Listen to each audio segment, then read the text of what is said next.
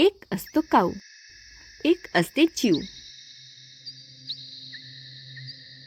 काऊचं घर असतं शेणाचं, चिवचं घर असतं मेणाचं. एक वर्ष काय होतं, खूप जोराचा पाऊस पडतो. पावसामुळे काऊचं घर वाहून जातं, पण चिवचं घर तसंच टिकून राहतं. बिचारा काऊ भिजतो. तो थेट चिवताईकडे येतो.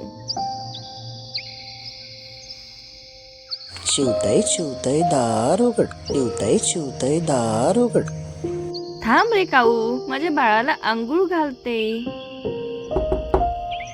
काऊ परत टक टक करतो.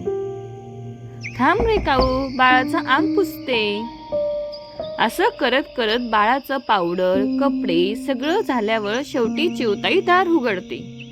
ती काऊला घरात घेते. त्याला खायला प्यायला देते.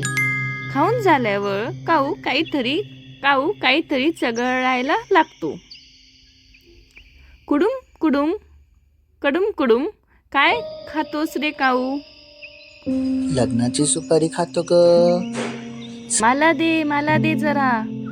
संपली ग संपली. मी जातो आता घरी. आणि काऊ आनंदाने उडून जातो. तर मुलांनो, तुम्ही या कवितेतून काय शिकलास? संकटाच्या वेळी मदत करणे हाच खरा चांगुलपणा. मुलांनो, तुम्हाला हा व्हिडिओ आवडला असेल तर नक्कीच लाईक करा, शेअर करा आणि सबस्क्राईब करायला विसरू नका. असेच गोड व्हिडिओ पाहण्यासाठी आमचं चॅनल सबस्क्राईब करा. SK किडोज.